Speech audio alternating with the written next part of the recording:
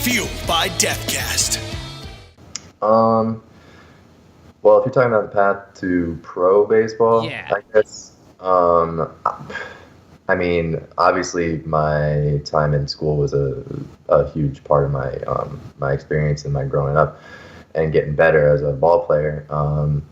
But the big things that helped me get here where I am now is I happened to get noticed by somebody, a scout who was from Clifton Park actually, who invited me to come do some showcase tournaments. I did I don't know if you've ever heard of them, the East Coast Pro Tournament and Area Code Tournament.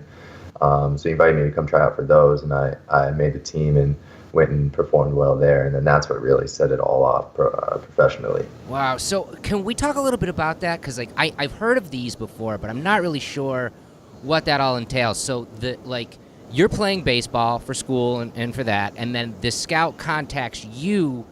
And what goes into this tournament? Is it just kind of like feats of skill, or do you have to perform on a team? Like what does that entail? You play on a team. Mm-hmm. You go out. So I mean, obviously, scouts are gonna they watch kids as soon as they notice them.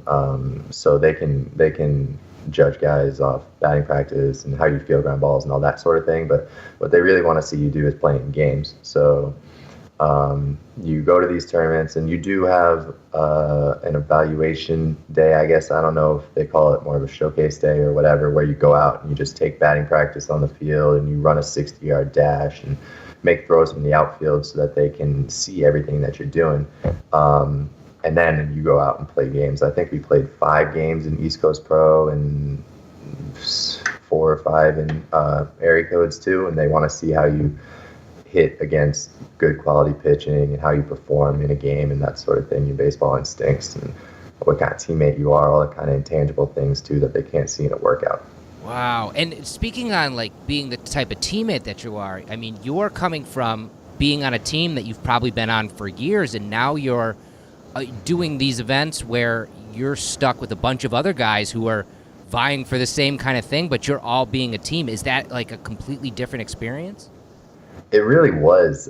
Just being around that many great ball players was something new for me because we got really good baseball in upstate New York, and I played on really good teams, but this was a different level, like you're talking the top of the top high school talent, and it was just really fun, to get to learn from the other guys and compete against the other guys who are always pushing you through the whole thing.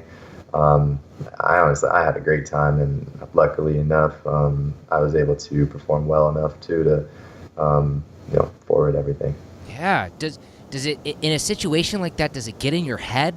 Because I mean, obviously you want to perform your best, no matter where you're playing, what team you're on. But in a situation like that, all eyes are on you. Is that tough to get out of your own head in that situation? Man, I'm gonna be honest with you. I went in there with no expectations because I hadn't faced any sort of competition like that before. Before I went to that tournament, I don't even think I'd ever seen 90 miles an hour before. Oh my gosh. Yeah, so I just went in. I was just like, man, I just want to go play as well as I can and just go have a good time taking this whole experience. And playing loose really helped me because I was able to play well and just kind of show what I really could do, and then prove to myself too that I did belong there, and I was one of the really good guys there, and I just had a great time. It was a lot of fun. I didn't really feel too much pressure with it. I think that's inspiring because I think as an athlete, I think a lot of athletes get tripped up because they get in their own head. Whether you're at the professional level or the amateur level, doesn't matter. If you go in there and you, like you said, you're just going to play, and that's what you're gonna do, and you're gonna do your best. I think you are gonna do your best rather than, oh shit, I better try my best here in this situation. I think that's really inspiring. Yeah, for sure.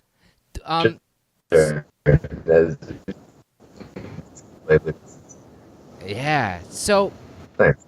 So talking on moving forward in the timeline then, do you get discovered at that point, and is that because you're now drafted by, correct me if I'm wrong, the Tampa Bay, correct?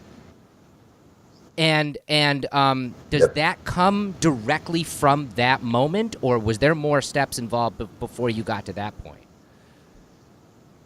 there was a lot more steps.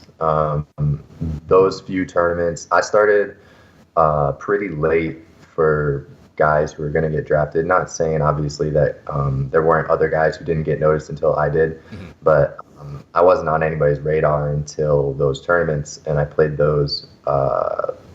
It was the August going into my senior year of high school. So it was a really quick process for me, I guess, but there's a lot that went into it. You went in there, you performed, you showed everybody you can play. And then from there, they want to see you a bunch more times. They want to talk to you. We did probably like 20, 21 in-home meetings with scouts from teams who would come to my place, sit down with me and my parents, and try to get to know me as a person. Because if they're considering drafting you and putting a lot of money into you, potentially, they want to know everything that they can about you. So there's a lot of that sort of thing. And then once my school season started up, I had scouts at every game, watch me play then. And because, I mean, there's a lot of really good ball players out there, and they only get a certain number of picks. They want to make sure that they're picking who they want to get. So they really do their due diligence. Wow. And it seems like such a different organization going from playing amateur ball to playing professional baseball. Was it eye-opening, like now being part of this organization and being in that professional setting? Is it really different? It is different. I had a lot to learn at first, just because I hadn't been around anything like that. So there's a lot of baseball things actually that obviously, I mean, I could hit and I could run and that sort of thing, but little things like just small technique things, base running things, bunting stuff, situational baseball that in high school they're just kind of like go out and do it, and then in pro ball though they teach you the correct way to do it so that we're the best at it. You know what I mean? There's a big learning curve with that, and then there's just a lot of guys down here too. So I took a little while to get used to all of those things, but I just try to do the same thing. Like I said, try to come in here with as positive attitude as I could and as good mentality as I could. But it definitely took a little while to get used to. Yeah. And on the work side of it, how much do you play? Like, I mean, practice, play, work out. Is it every single day? Yeah, it is. Right now we're in spring training. And I think we actually do have an off day this year, which is a first. So usually we come in for spring training, and it's the full month of March, no off days. And then when we break camp, it's I want to say we get like 8 off days through the whole season, which is April through early September. And they're spread out. It's like one a month or so. So it is every day. We practice in before games. I'll get to the field at 1 o'clock, 12:30, 1 o'clock, depending on what I have going on. And I'm working for the majority of that until the 6:30, 7 o'clock game that we're playing that night. And then we play the game, go home, go to sleep, do the same thing the next day.